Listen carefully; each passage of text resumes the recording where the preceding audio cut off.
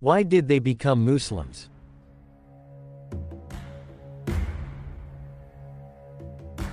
Introduction. The Islamic religion is the final religion, and is therefore at the zenith of perfection. This fact is acknowledged even by George Bernard Shaw (1856–1950), the well-known Irish writer and critic, whose personal comments on Islam can be summarized as, "Were to choose a common religion for the entire world, it would definitely be the Islamic religion." This conclusion is quite natural, for the Islamic religion is the sole religion that has preserved its intact purity owing to the promised protection against the interpolations suffered by all the religious systems previous to it. Judaism, one of the greatest monotheistic cults, had foretold about the advent of a Messiah. Isa, alayhi salam, Jesus, was hailed as promised Messiah, yet the Injil, Bible, the heavenly book of the religion he spread, was lost. Later, various Gospels were written in the name of Injil, and these new Gospels, which were no more than interpolations themselves, were interpolated again and again. All these facts, along with various other portents, announced the coming of a final prophet, the real Messiah, sallallahu alayhi wasallam. As a matter of fact, the name of this Messiah is literally written in the Gospel of Barnabas. Then, the Islamic religion is the last, the most true, the most perfect religion wherein all the true religions converge, and which, therefore, reflects the full approval of Allahu Ta'ala. A friend of ours, namely, Dr. Nuri Rafet Koror, who had spent his entire youth among Christians in Europe, said to us, "I am a Muslim born from Muslim parents. I spent my life in Europe, where I had the chance and time to study all religions and to compare them with each other. If I had seen that another religion was superior to Islam, I would have given up Islam and accepted that religion. For there was no one to force me to remain a Muslim.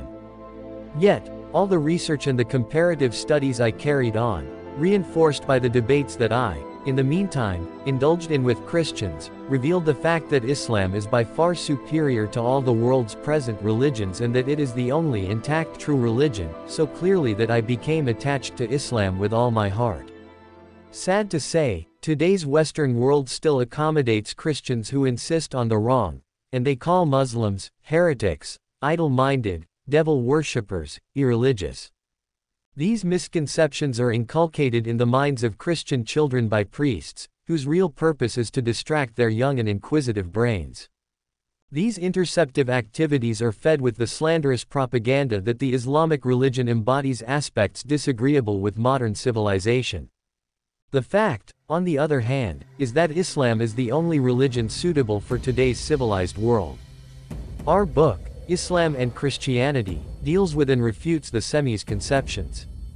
In addition to English, we translated that book into French and German and sent the translated versions to countries all over the world. Thereby we tried to countermand the falsifications spread by priests and thus to state the actual facts. It did not take us long to see how appropriate and useful our work had been. No sooner had we distributed the books to the world, than they gave their fruits.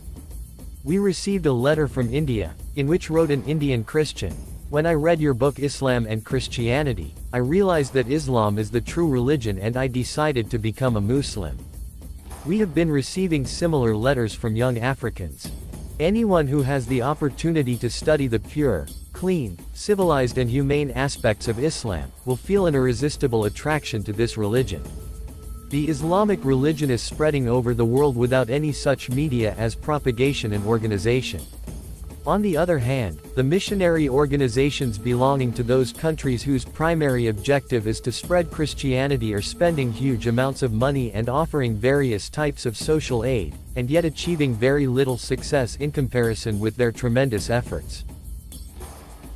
Despite all this wrongful and inimical volley of vituperations carried on against Islam, and all the stupendous efforts put forth for the spreading of Christianity, there has been an ever-growing increase in the number of Muslims on the earth. Later ahead you will find more extensive information on this subject. Some of these Muslims remained Muslims because they had been born in Muslim families. However, besides these people there are also people who accepted Islam although their parents had been in other religions and they therefore had been given their family education in other religions. Among these people are universally renowned diplomats, statesmen, scientists, scholars, men of letters, writers, and even men of religion.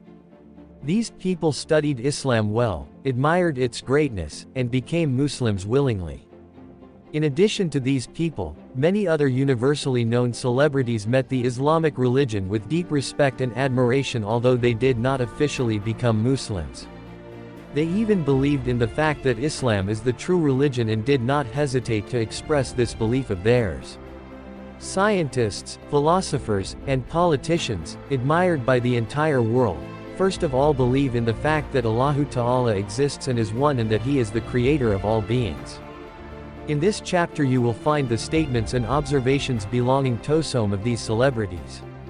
Among the people who accepted Islam, there may be those who became Muslims of necessity, for the sake of some advantages, or for advertisement. For instance, a non-Muslim woman may have accepted Islam without studying and learning Islam well for the purpose of marrying a certain man who happened to be a Muslim, or an Indian pariah may have done so in order to regain his lost civic rights. However, the fact that well-known scholars, scientists and writers accept the Islamic religion only after a long observation bears a lofty import. Selections from the explanations given by these cultured people on why they abandoned their religions and embraced Islam have been compiled from various sources and books and listed in the following pages.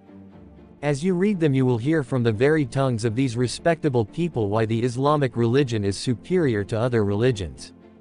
Perhaps a person who was born a Muslim and has spent his life among Muslims is totally oblivious of these superiorities. Yet when a person belonging to another religion studies Islam, he will see the difference clearly and will admire Islam. In fact, reading these explanations will provide you with an opportunity to see and admire once again the high merits of our religion, and thus feel and offer gratitude to Allahu Ta'ala for having been Muslims.